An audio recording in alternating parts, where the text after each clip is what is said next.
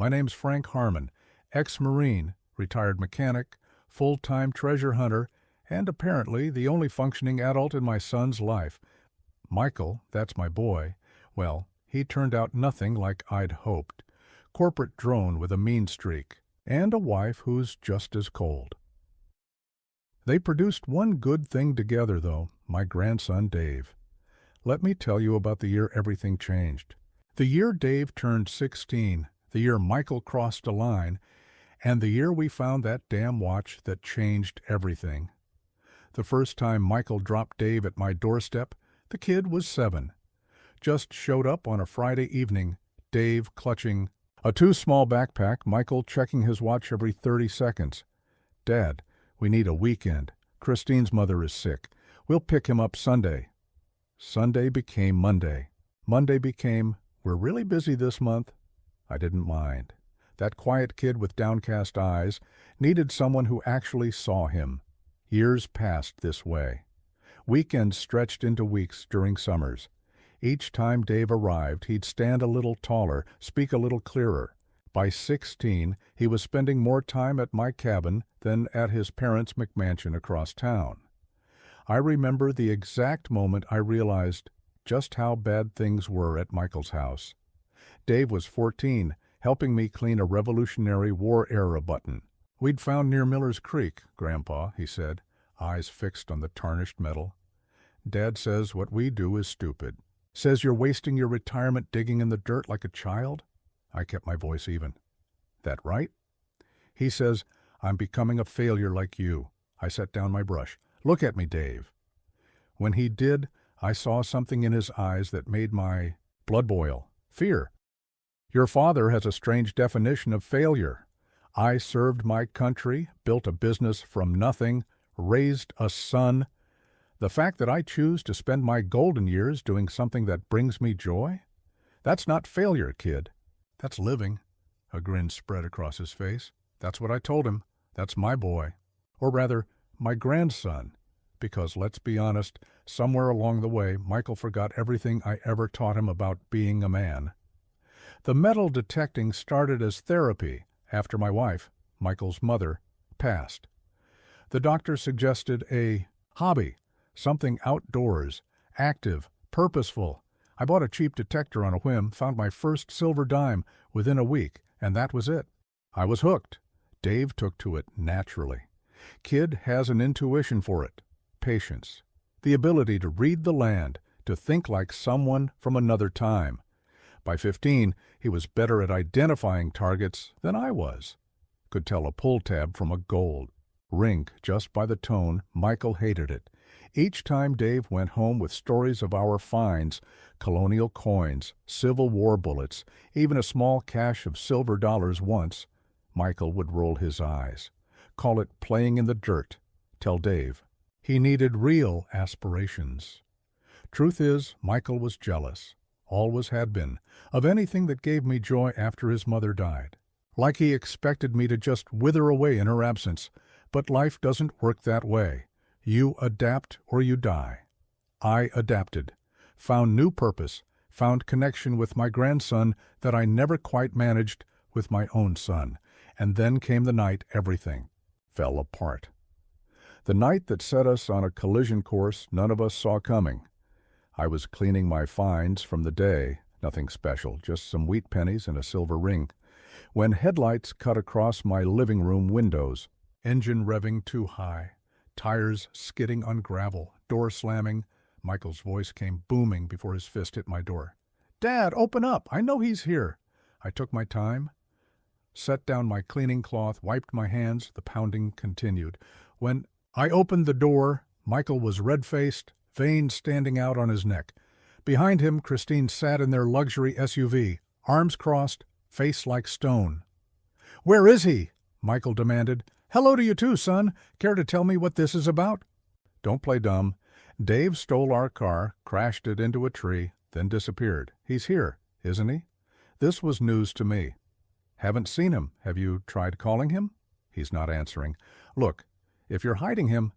Something in his tone raised my hackles. "Let's say he does show up. What exactly are you planning to do, Michael?" His jaw tightened. That's between me and my son. The way you're acting right now makes me think maybe it isn't. We stood there, eye to eye. I'd forgotten how tall he'd grown. Taller than me now, broader too. But in that moment, all I saw was the angry little boy who'd throw tantrums when things didn't go his way. He's 16 years old, Michael. Kids make mistakes. A mistake? He took the BMW without permission. $30,000 in damage. Insurance. Won't cover it because he's not on the policy. Michael ran a hand through his hair, a gesture so like his mother it made my chest ache. This isn't some little scrape. He's out of control. I wonder where he gets that from, I muttered. Michael pointed a finger in my face. This is your influence.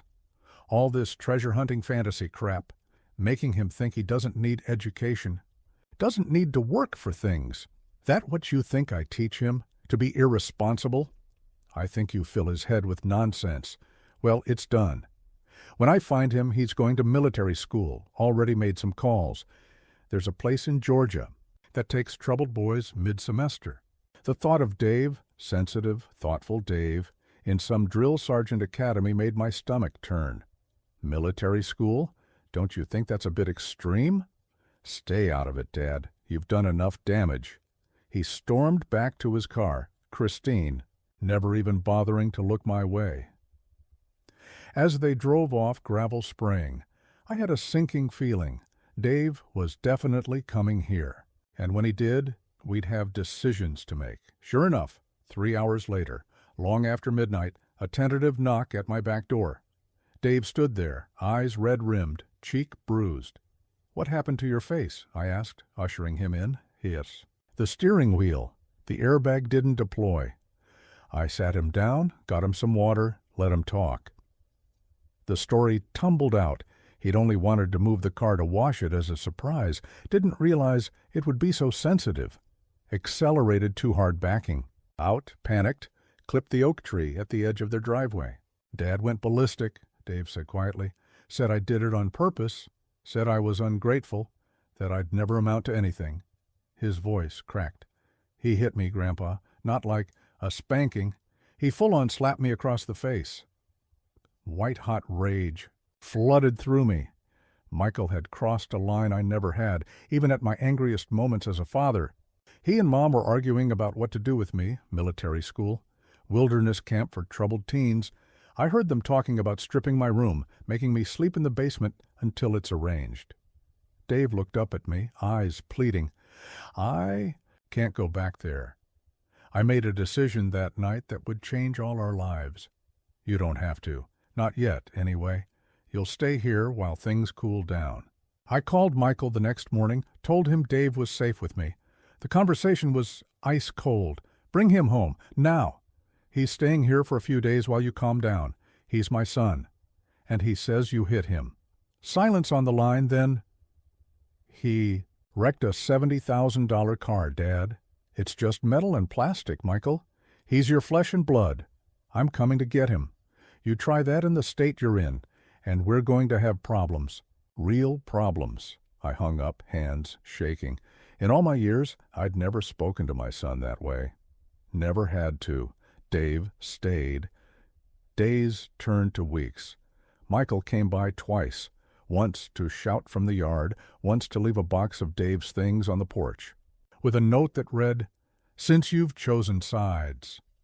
We fell into a routine. I enrolled Dave in the local high school. He got a part-time job at the hardware store. Every evening and weekend we'd go detecting. The kid was a natural, better than me in many ways. He had an eye for terrain, could spot the subtle depressions of old foundations, the slight rises that might indicate a filled-in cellar hole, and hell, I won't lie, those months were some of the best of my life. Having someone to share my passion with, someone who got it, who saw the history beneath our feet the way I did. We weren't just finding objects. We were touching lives long past, holding moments of history in our hands. But Michael was seething. I knew that, could feel it like an approaching storm. I just didn't know how bad it would get. 4 months after, Dave came to live with me. I woke to the smell of smoke. At first, I thought I was dreaming. back in Vietnam, surrounded by burning jungle. Then I heard Dave shouting, "Grandpa, the garage is on fire!" I scrambled out of bed, grabbed my phone to call 911, and rushed outside. My detached garage, really more of a workshop where I kept all my detecting gear, finds, and tools, was engulfed in flames. Dave stood in the yard with the garden hose, futilely spraying at the inferno. "Get back!" I yelled, pulling him away as something inside exploded, probably the gas can for the lawnmower. The fire department arrived quickly, but it was too late. The structure was a total loss. As we stood watching firefighters douse the last embers, the sheriff approached. "Frank," he said grimly, "we'd known each other 30 years. This doesn't look accidental." I nodded. I'd already spotted the broken window, the smell of gasoline too strong to be just from my lawn equipment. "Any idea who might want to do this to you?" I glanced at Dave, whose face had gone pale. "I might." The investigation was brief. No witnesses, no cameras in this rural area, just my suspicion, which wasn't enough for an arrest. But we both knew. Michael had escalated from threats to action. Dave was beside himself with guilt. "This is because of me, all my fault." "Listen to me," I said, gripping his shoulders. "None of this is your fault. Your father's making choices, bad ones. That's on him, not you." But the look in Dave's eyes, like he'd been carrying the weight of his father's anger his whole life, broke something in me. The next day, Michael showed up, alone this time. Clean-shaven, expensive sunglasses, designer clothes, looking every inch the successful businessman while standing in the charred ruins of my livelihood. "Quite the accident," he said, nudging a burned beam with his Italian loafer. "Cut the crap, Michael. We both know what happened." He shrugged.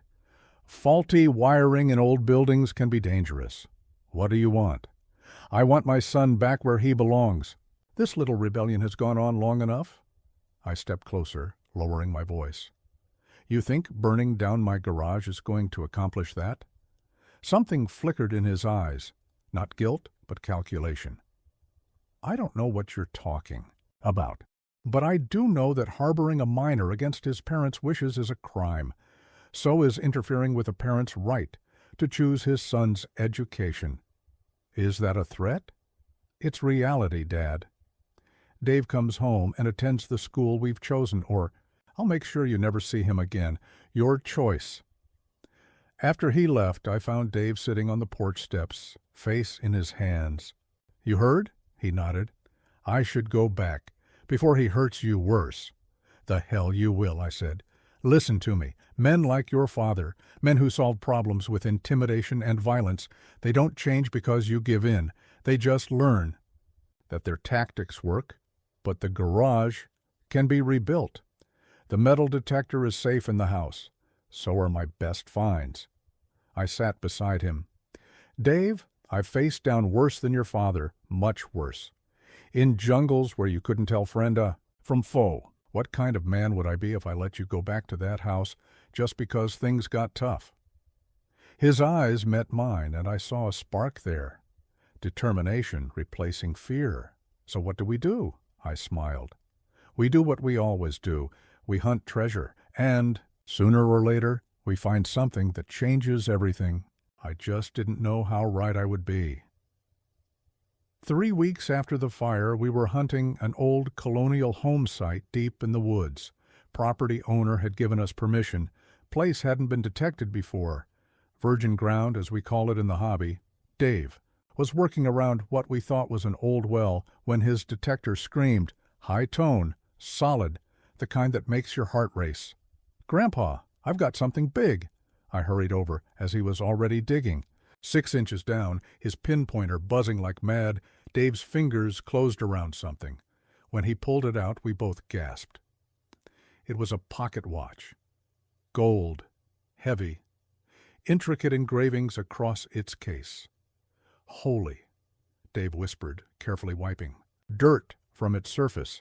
"Let me see that," I said, hands trembling slightly as I took it from him. The craftsmanship was exquisite. I carefully pried open the case. Inside was an inscription. "To Charles Wellington, from Queen Victoria in gratitude for services rendered to the Crown, 1851. My mind raced. A royal presentation watch? Here in rural Virginia? It made no historical sense, which made it all the more intriguing. Dave, I said slowly, I think you just found something extraordinary. We spent the rest of the day researching. Charles Wellington had been a British diplomat assigned to Washington in the mid-19th century. Apparently, he'd done something significant enough to earn royal recognition.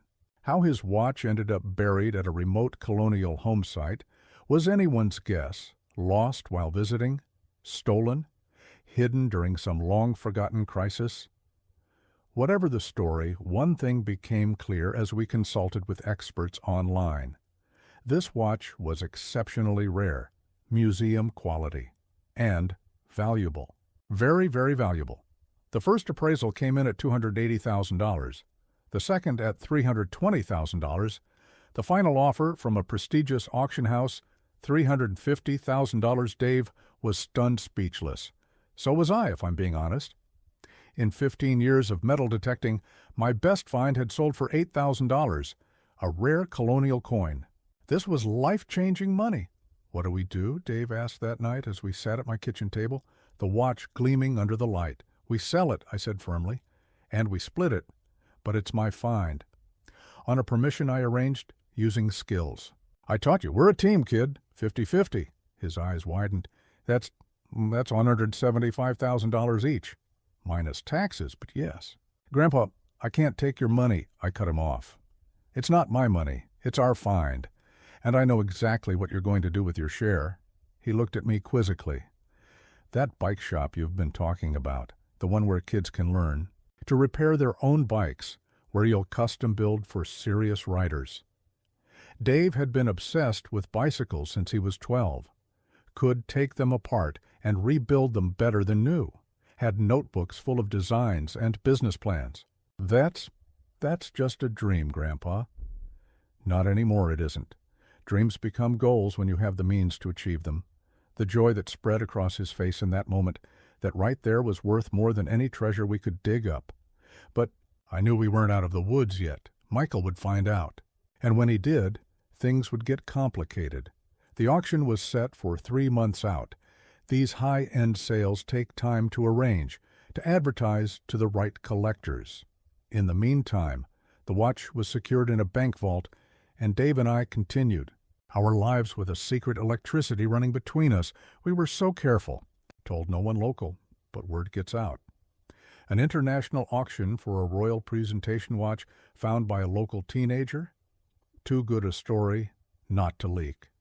The local paper ran a small piece, then a regional collector's magazine. Then suddenly, Dave was getting interview requests from detecting forums and history podcasts.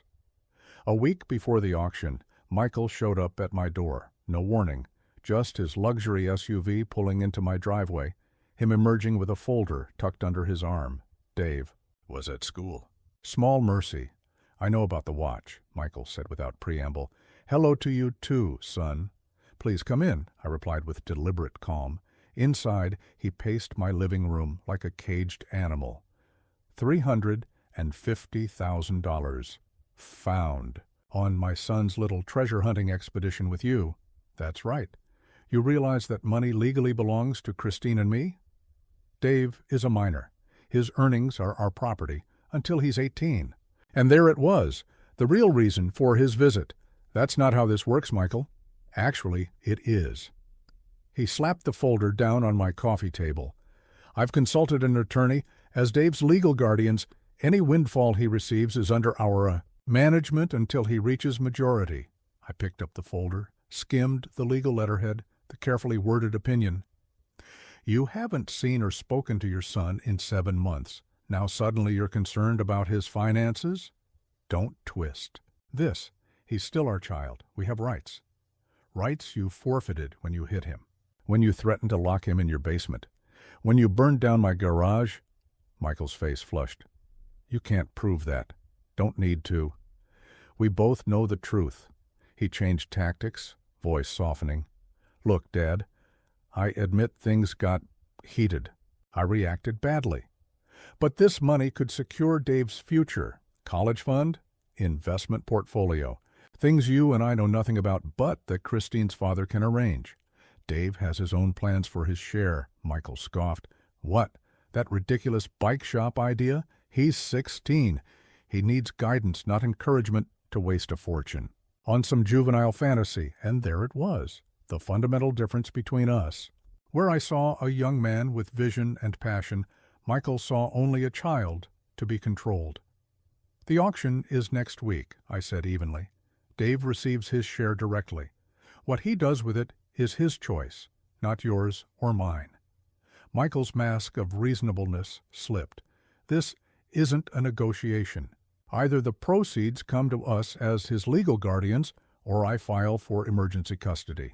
Have you arrested for parental interference? Claim you've been manipulating a minor for financial gain. My blood ran cold. You'd put your son through that. Trauma just for money? For his own good. You've filled his head with nonsense for long enough. We stared at each other across a chasm that had been widening for decades. Get out of my house, I said quietly. This isn't over, he replied, snatching back his folder. Not by a long shot. After he left, I called my own attorney, an old friend from my mechanic shop days. Explained the situation. He's got a case, Frank, Jim told me grimly. Not a great one, but enough to cause problems. Delay the auction, tie things up in court. What are our options? Dave could file for emancipation. With his steady job, enrollment in school, and now this financial windfall, he'd have a strong case. That takes time. Everything in the legal system takes time, Frank, time and money. I hung up and sat on my porch, watching the sun set over the mountains. Time. That's what we needed most, and had least of. When Dave got home, I had to tell him. Watched his face fall, then harden with resolve. I'm not giving them a cent, he said. Not after everything. It might not be that simple, kid. Then we'll make it simple. There was a determination in his voice I'd never heard before. I have an idea.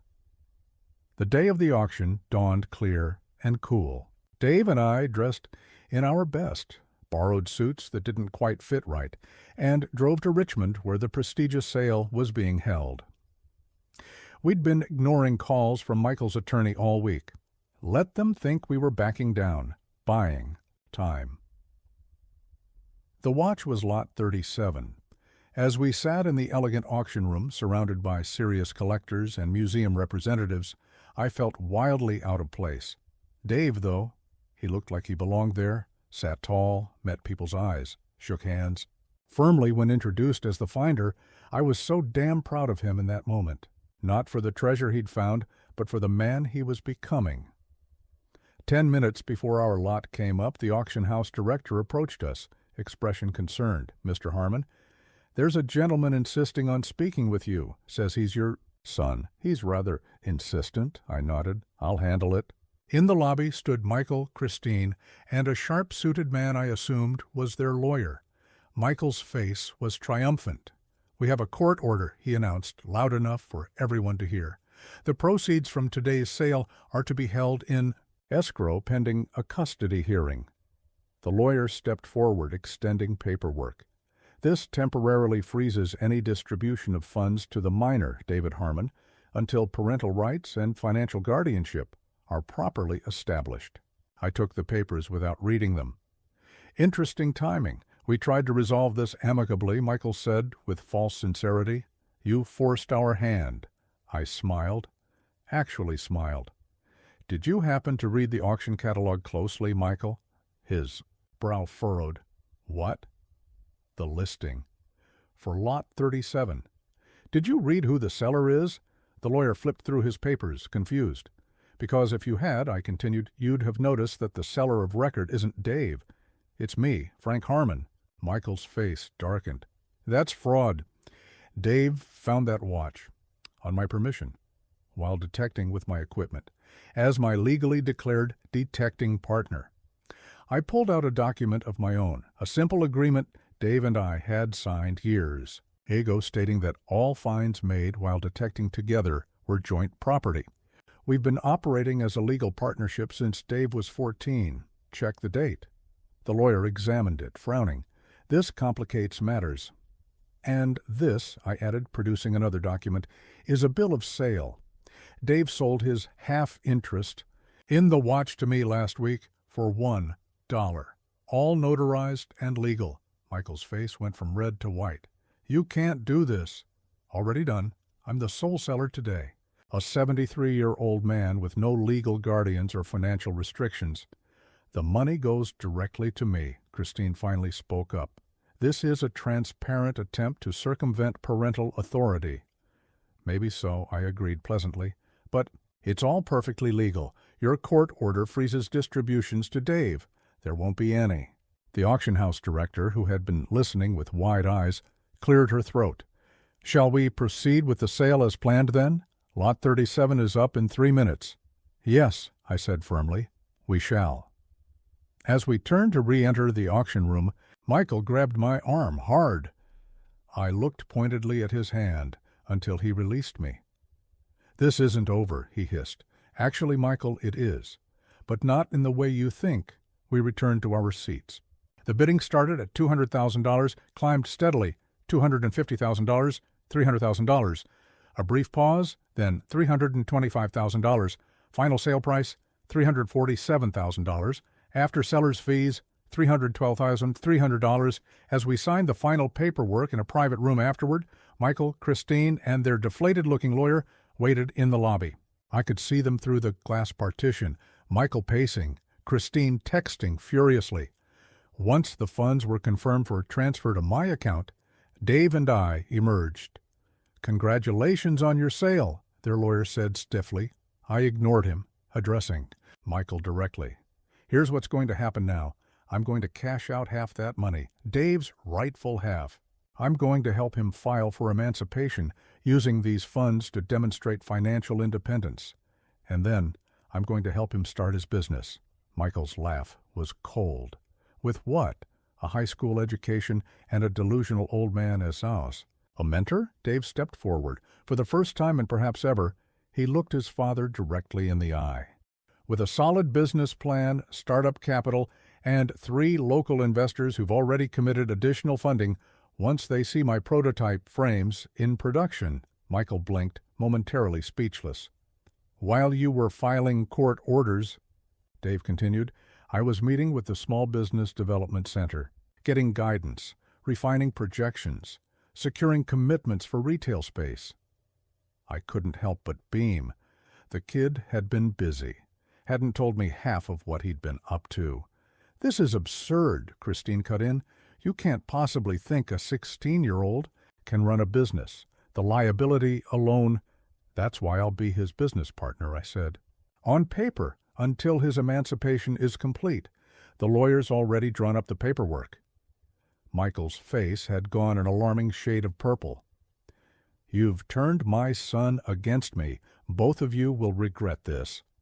Dave shook his head. No, Dad, you did that all on your own. When you chose your pride over understanding me. When you chose violence over patience. When you chose money over family. We gave you everything, Christine's voice rose shrilly. Except what I actually needed, Dave replied quietly, which was for you to see me. Not your idea of me or your expectations for me, just me. We left them standing there, stunned into silence. That was 8 months ago. A lot has changed. Since then, Dave's emancipation was granted 3 months after the auction. No one contested it, not even Michael and Christine. Perhaps they finally realized they'd already lost. The bike shop, Revolution Cycles, opened 2 months later. Small space, big potential. Dave's custom frames are already developing a following among serious cyclists. Waitlist is 6 months and growing. Last week, Michael showed up at the shop, alone, first time I'd seen him since the auction. Dave was out on a ride testing a new design. Place looks good, Michael said awkwardly, taking in the organized workspace, the sleek display models. He's done well, I agreed, watching my son carefully. Michael nodded, hands in his pockets. I drove by your place. Saw you rebuilt the garage. Bigger than before. Workshop and storage for the business now. A long silence stretched between us. I was wrong, Michael finally said, the words seemingly dragged from some deep, resistant place. About Dave. About you. About a lot of things.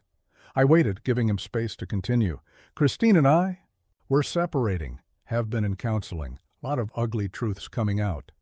He gave a hollow laugh. Turns out when your child chooses to legally separate from you, it forces some reflection. I'm sorry to hear about you and Christine, I said, and meant it. He shrugged. Long time coming. We were staying together for Dave's sake, but that wasn't doing him any favors, was it? No, probably not. Another long pause. I didn't burn your garage, he said suddenly. I wanted to. God help me. I was angry enough to think about it. But I didn't do it. I studied his face. For the first time in years, I saw my son there. Not the corporate mask he'd constructed. I believe you. Relief flooded his features. Thank you. He looked around again. Do you think, would Dave be willing to talk to me? Not today. When he's ready. If he's ever ready. That's his choice, not mine. Michael nodded. Fair enough. He turned to leave, then stopped. The watch. I don't understand how it ended up there, in those woods. Makes no historical sense. I smiled. That's the beauty of this hobby, son. Every find is a mystery. Every discovery a story waiting to be unraveled. I think I'm starting to see the appeal, he admitted, with the ghost of a smile. After he left, I sat in the shop, surrounded by the fruits of Dave's passion, the designs, the tools, the growing business that was entirely his vision. Some treasures you find with a metal detector. Some you build with your own two hands. And some, like the second chance at understanding, now germinating between my son and grandson, come when you least expect them, buried beneath layers of hurt and misunderstanding, waiting for someone persistent enough to unearth them. All it takes is the right tools, a good ear for signals, and the wisdom to recognize real value when you see it. I may be just an old man with a metal detector, but I've learned one thing for certain. Sometimes the greatest treasures are the ones you don't even know you're searching for until they're right there in front of you, gleaming in the light of new understanding. The watch brought us fortune, yes, but the real treasure, that was there all along.